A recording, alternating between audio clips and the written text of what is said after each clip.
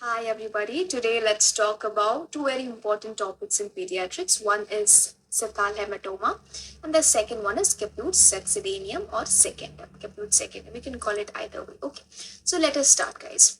Yes, this is a picture of Caput secondum. Can you see this poor little cute baby here? Yes, this is a case of Caput secondum.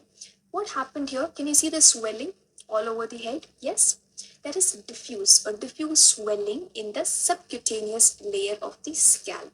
Now, what is the swelling caused of? It is because of edema, guys. Okay, so where is this edema occurring? Very important, in the subcutaneous layer of the scalp. All right, why does it occur in a newborn? See, prolonged labor. When the woman has prolonged labor, what happens? In the head of the baby, there will be venous stasis. The venous blood will not be able to move like before because it's a prolonged labor, there is a lot of stress. And what happens when there is a venous stasis? This leads to edemas. We see the blood in the veins, when it undergoes stasis, the fluid will start to leak out from these vessels, from these veins, and this leads to edema, guys. Okay, so this is a pathogenesis of Caput secondum. All right. Next, when does it appear? It appears, don't look here, just listen to what I say, okay? It appears immediately after birth, alright? And it is a boggy kind of swelling. Boggy, matlab when you touch it, it's very soft, spongy type, okay? Now, does it cross a suture? Very important, okay? Yes, it will cross a suture. See, look at this picture. Is the swelling located to one particular area? No, actually, in Caput secondum, the swelling is all over the head. Okay, it's so symmetrical, it occurs all over. It's not like one part of the head is bulging out. It's not like that. And this crosses sutures, very important. For example, what do I mean by that? Let me show you a picture, guys. Don't look here, Cephalhematoma will learn in 2 minutes. Just look at these suture pictures. Okay, can you see this is an anterior part of a person? This is a posterior part. Okay, this one is your sagittal suture. I hope you all know that basics in MBBS, yes. And this is your coronal suture. Yes, this one. Horizontal lines are your coronal sutures. Okay, this is your sagittal suture, and posteriorly we have got lambdoid suture, right? And in front we have one more suture called as metopic suture, like this. Not very important, just I showed you that is. So what I wanted to tell you is that suppose there is a caput secondum, okay, a swelling. Suppose if it is occurring, it's starting over here. What happens? It will spread to all the parts of the head. It will cross these sutures and it'll enter the other areas. Okay. Now, can you tell me why this crosses the sutures? Why is it able to cross the suture line and occupy the swelling appears as if the entire head is swollen, right? Why is it so? Because I told you, where is the edema occurring, guys? The edema is in the subcutaneous layer of the subcutaneous layer. So here there are no obstructions. If there is edema here, this edema can go. See, okay, before that, let me tell you this picture. What is it about? See, this is a scalp. It's a pictorial representation of Caput secondum. Okay, so this is a scalp, guys. This outer line tells you that it is a scalp. Okay, just below the scalp is your subcutaneous tissue. This much clear? Okay. And below the subcutaneous tissue is your periosteum. What is periosteum? It is a layer that covers the bone, right? Any layer that's covering the bone is called as periosteum. So which bone am I talking about here? This bone, that's a cranium. Okay. Now in Caput secondum, what happens? The edema is occurring in the subcutaneous layer, that is just below the scalp. And can you see any obstruction here? No, it is like an open space. That is why the edema, once it starts anyway, it can spread to the entire head, and the entire head looks like as though it is swollen. Clear? Okay, so it crosses sutures. That part is clear. Very important to memorize it. Treatment.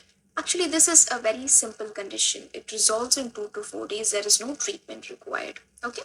There is no pathological significance also, meaning that it does not cause any complication, guys. So no pathological significance. It will resolve itself in 2 to 4 days. Now, let me tell you some codes to remember a few points about Caput secondum.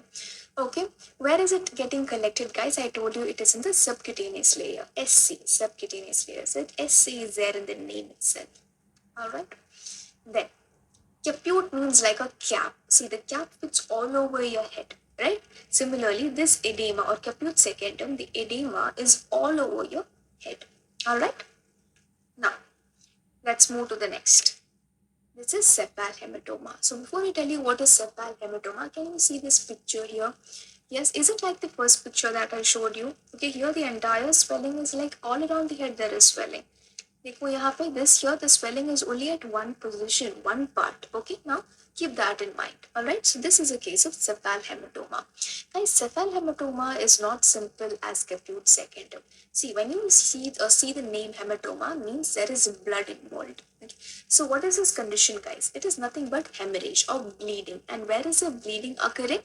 In the subperiosteum. In the subperiosteum, the bleeding occurs. Now, why does it occur in a newborn? Why should a newborn bleed? The etiology is because of instrumental delivery. See, or a vacuum. See, this is a vacuum that helps to move the baby out, right? Now, when we do this or when we do an instrumental delivery, what happens is during the process, we rupture the emissary veins in the skull. Let me show you the emissary veins, guys. And broadly, these are the emissary veins. Okay, so when we do instrumental delivery, these emissary veins in the skull of the baby can get damaged and these veins might rupture, right? This causes hemorrhage. When does it appear? It appears hours after birth. 1 hour after birth. Why not? The swelling appears right just after delivery. So because there is bleeding, guys, right? I told you there is bleeding and it takes some time for the blood to get collected. Alright, so immediately you cannot see that bleeding. Hours afterwards, you get to see that little firm, this kind of swelling because the blood is getting collected in that particular area, right? In the periosteum. Okay, and does this cross a suture? It will not cross a suture. Because, can you see this picture here, guys? Okay, let me explain this to you. This is a scalp. The outermost layer is a scalp, alright? And I told you below is what? Subcutaneous layer. Okay, and then we have the periosteum. Can you see this line? This is a periosteum, this line. Okay, under the periosteum the bleeding occurs. So whenever there is instrumental delivery, the emissary veins in this area get damaged. Okay, and there will be bleeding, and bleeding occurs where? In the subperiosteum. All right, that is why they do not cross. See, once there is bleeding, it will stop here, right? It will not cross the sutures. It will be located to one particular area only. That you should remember. Cephalhematoma does not cross the sutures. Whereas in Caput secondum, see, the edema starts here. It has space. See, it can move all around and affect all of the head. But here in cephalhematoma, suppose there is a bleeding here and there is a suture line here, the bleeding will not usually pass through the suture lines. It does not cross the suture. Remember that. Okay. What is the treatment here, guys? It is supportive treatment only, and it will take some time to reabsorb. The body will reabsorb the blood, but it will take some time, like about 2 weeks to 3 months. It will take to reabsorb this blood. Sometimes this can cause neonatal jaundice. Why? This is bleeding here, right? And sometimes these RBCs can get lysed. When RBCs are lysed, what is formed? Bilirubin is formed, and increase in bilirubin can cause what? Jaundice. All right. So yes, these pictures are clear for you. Yes, can you see two beautiful pictures of the differences of two conditions? One is Caput secondum. Can you see the entire head somewhat looks swollen? Okay, and here can you see cephalhematoma? Only a part of the head is swollen. This is cephalhematoma.